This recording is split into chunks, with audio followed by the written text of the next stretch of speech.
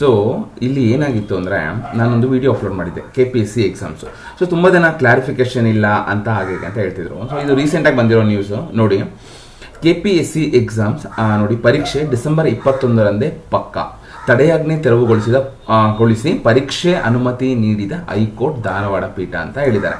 So ನೀವು ನೋಡ್ಬೋದು, ಕರ್ನಾಟಕ ಲೋಕಸೇವಾ ಆಯೋಗವು ನಡೆಸುವ ಉದ್ದೇಶವಿರುವ ಅಂದರೆ ವಿವಿಧ ಪ್ರೊಫೆಷನಲ್ ಹುದ್ದೆಗಳಿಗೆ ನೇಮಕಾತಿ ಪ್ರವೇಶ ಪರೀಕ್ಷೆ ದಿನಾಂಕ ಗೊಂದಲ ಬಗೆಹರಿದಿದ್ದು ಡಿಸೆಂಬರ್ 29ರಂದೇ ಪರೀಕ್ಷೆ ನಡೆಯಲಿದೆ ಅಂತ ಕನ್ಫರ್ಮ್ ಮಾಡಿದ್ದಾರೆ. ಓಕೆನಾ. ಸೊ ನೀವು ನೋಡ್ಬೋದು, ಬೆಂಗಳೂರು ಕರ್ನಾಟಕ ಲೋಕಸೇವಾ ಆಯೋಗ ಏನಿದೆ, KPSC ಏನಿದೆ, ನಡೆಸಬೇಕಾಗಿದ್ದ ವಿವಿಧ ಪ್ರೊಫೆಷನಲ್ ಹುದ್ದೆಗಳ ನೇಮಕಾತಿಯ ಪೂರ್ವಭಾವಿ ಪರೀಕ್ಷೆಗಳಿಗೆ ಇಂದು ಗೊಂದಲ ಬಗೆಹರಿದೆ. ಅಂದ್ರೆ ಈ ಒಂದು ಕರ್ನಾಟಕ ಹೈಕೋರ್ಟ್ನ ಧಾರವಾಡ ಪೀಠವು ತೆರವುಗೊಳಿಸಿ ಮರುಪರೀಕ್ಷೆಯನ್ನು ನಡೆಸುವ ಸಂಬಂಧ ಕರ್ನಾಟಕ ಲೋಕಸೇವಾ ಆಯೋಗ ಅಂದ್ರೆ KPSCಗೆ ಮನವಿ ಅವರು ಆದೇಶ ಮಾಡಿದ್ದಾರೆ. ಮನವಿಯಲ್ಲ, ಆದೇಶ ಮಾಡಿದ್ದಾರೆ. ಈ ಹಿನ್ನೆಲೆಯಲ್ಲಿ ತಡೆಯಾಜ್ಞೆ ಇತ್ತು. ಓಕೆನಾ. ಕೆಲವೊಂದು ಏನಾಗಿತ್ತು, ಮರುಪರೀಕ್ಷೆ ನಡೆಸುವ ಬಗ್ಗೆ ಕರ್ನಾಟಕ ಲೋಕಸೇವಾ ಆಯೋಗ ಹೊರಡಿಸಿದ್ದ ಆದೇಶ ಪ್ರಶ್ನಿಸಿ ಅಭ್ಯರ್ಥಿಗಳು ಕೋರ್ಟ್ ಮೆಟ್ಟಿಲು ಏರಿದ್ದರು. ಈ ಹಿನ್ನೆಲೆಯಲ್ಲಿ ತಡೆಯಾಜ್ಞೆ ಕೂಡ ಇತ್ತು.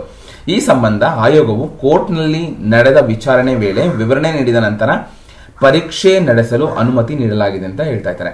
ಈ ಕಾರಣದಿಂದಾಗಿ ಇವಾಗ ಕರ್ನಾಟಕ ಲೋಕಸೇವಾ ಆಯೋಗ ಅಂದ್ರೆ KPSC ಆಯೋಗವು ಡಿಸೆಂಬರ್ 29ರಂದು ನಡೆಸಲು ಉದ್ದೇಶಿಸಿದ್ದ ಪರೀಕ್ಷೆ ನಡೆಸಲು ಏನೊಂದು ಈ ಗೊಂದಲ ಇತ್ತು ಅದನ್ನು ಬಗೆಹರಿದೆ. ಪರೀಕ್ಷೆ ನಡೆಸುವುದನ್ನು ಆಕ್ಷೇಪಿಸಿ ಕೆಲವರು ಹೈಕೋರ್ಟ್ ಮೊರೆ ಹೋಗಿದ್ದರು. ಧಾರವಾಡ ಹೈಕೋರ್ಟ್ ಸದಸ್ಯ ಪೀಠವು ಈ ಹಿಂದೆ ಪರೀಕ್ಷೆಗೆ ನೀಡಿದ ತಡೆಯಾಜ್ಞೆಯನ್ನು ತೆರವುಗೊಳಿಸಿ ಅಗತ್ಯ ಬಿದ್ದರೆ ಪರೀಕ್ಷೆ ದಿನಾಂಕ ಪ್ರಶ್ನಿಸಿ KT ಮೊರೆ ಹೋಗಬಹುದು ಎನ್ನುವ ಸೂಚನೆ ನ್ಯಾಯಾಲಯ ನೀಡಿದೆ ಅಂತ ಹೇಳಿದ್ದಾರೆ. ಸೊ ಒಟ್ಟಾರೆ ಈ ನಡುವೆ ಹೈಕೋರ್ಟ್ ನೀಡಿರುವ ಸೂಚನೆ ಆಧರಿಸಿ ಮೊದಲೇ ಘೋಷಿಸಿದಂತೆ ಡಿಸೆಂಬರ್ 21ರಂದೇ ಪರೀಕ್ಷೆ ನಡೆಸಲು KPSC ಸಿದ್ಧತೆ ಮಾಡಿಕೊಳ್ತಿದೆ ಅಂತ ಹೇಳಿದ್ದಾರೆ. ಸೊ ಯಾರೆಲ್ಲ ಈ ಒಂದು KPSC ಗೆಜೆಟೆಡ್ ಪ್ರೊಫೆಷನರಿ A ಹಾಗೂ B ಗ್ರೂಪ್ನ 384 ಹುದ್ದೆಗಳ ನೇಮಕಕ್ಕೆ ಕಳೆದ ಆಗಸ್ಟ್ ನಲ್ಲಿ ಪರೀಕ್ಷೆ ನಡೆದಿತ್ತು. ಓಕೆನಾ.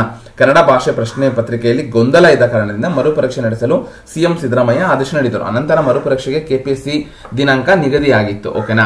ಹಳೆಯ ಪರೀಕ್ಷೆಯಲ್ಲಿನ ಆಗಿರುವ ತಪ್ಪು ಸರಿಪಡಿಸಿ ಅಂಕ ನೀಡಬೇಕು, ಮರುಪರೀಕ್ಷೆ ಬೇಡವ ಎನ್ನುವುದು ಅಭ್ಯರ್ಥಿಗಳ ವಾದವಾಗಿತ್ತು. ಆದರೆ ಕೆಲವರು ಕೋರ್ಟ್ ಮೆಟ್ಟಿಲು ಏರಿದ್ದರಿಂದ ಗೊಂದಲವಾಗಿತ್ತು. ಪರೀಕ್ಷೆಗೆ 2 ವಾರ ಇರುವಾಗಲೇ ಗೊಂದಲ ಬಗೆಹರಿದಿದೆ ಅಂತ ಹೇಳ್ತಾ ಇದ್ದಾರೆ. ಸೊ ಒಟ್ಟಾರೆ ಆ ಒಂದು ಎಕ್ಸಾಮ್ ನ ಮಾಡಿ ಈಗ ಮತ್ತೆ ಎಕ್ಸಾಮ್ 29ಕ್ಕೆ ಮಾಡ್ತಾ ಇದ್ದಾರೆ. ಸೊ ಯಾರೆಲ್ಲ ಈ ಒಂದು ಗ್ರೂಪ್ ನಲ್ಲಿ ಎಕ್ಸಾಮ್ ಬರೆದಿದ್ರಿ ಅವ್ರಿಗೆ ಮತ್ತೆ ಮರುಪರೀಕ್ಷೆ ಆಗ್ತಿದೆ. ಸೊ ಈ ನ್ಯೂಸ್ ಯಾಕೆ ಮಾಡ್ತಾ ಇದೀನಿ ಅಂದ್ರೆ, ತುಂಬಾ ಜನ KPSC ಎಕ್ಸಾಮ್ಸ್ಗೆ ರೆಡಿ ಆಗ್ತಾ ಇರ್ತಾರೆ. ಸೊ ನೀವು ರೆಡಿ ಆಗೋದ್ರ ಜೊತೆ ಏನಾಗ್ತಿದೆ ನೋಟಿಫಿಕೇಶನ್ ಅನ್ನೋದು ಕೂಡ ನೋಡ್ಕೊಳ್ಳೋದು ಇಂಪಾರ್ಟೆಂಟ್ ಆಗಿರುತ್ತೆ. ಓಕೆನಾ. ಸೊ ಇವಾಗ ಗೊತ್ತಾಯ್ತಲ್ಲ, ಈ ಮತ್ತೆ ಡಿಸೆಂಬರ್ 21ಕ್ಕೆ ಮರುಪರೀಕ್ಷೆ ತರನೇ ಆಗಿದೆ ಇದು. ಓಕೆನಾ. ಮರುಪರೀಕ್ಷೆನೇ ಇದು. ಓಕೆನಾ. ಸೊ ಯಾರೆಲ್ಲ ನಿಮ್ಮ KPSC ಫ್ರೆಂಡ್ಸ್ ಇದಾರೆ, ಓಕೆನಾ, ಸೊ KPSC ಫ್ರೆಂಡ್ಸ್ ಇದ್ದಾರೆ ಅಥವಾ ಜಾಬ್ ತಗೊಳ್ಳೋದಕ್ಕೆ ಹೋಗ್ತಾ ಇದ್ದಾರೆ, ಅವ್ರಿಗೆ ಈ ವಿಡಿಯೋನ ಶೇರ್ ಮಾಡಿ. ಸೊ ಇದೇ ರೀತಿ ಹೆಚ್ಚಿನ ಮಾಹಿತಿಗಾಗಿ ನನ್ನ ಯೂಟ್ಯೂಬ್ ಚಾನಲ್ನ ಸಬ್ಸ್ಕ್ರೈಬ್ ಮಾಡಿ.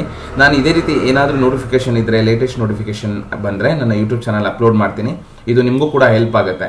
ಓಕೆನಾ. ಇವಾಗ ಸರ್ಚ್ ಮಾಡಿ ನೀವು ಮಾಡೋದಕ್ಕೆ ಬಿಕಾಸ್ ಓದ್ತಾ ಇರ್ತೀರಾ. ಓಕೆನಾ.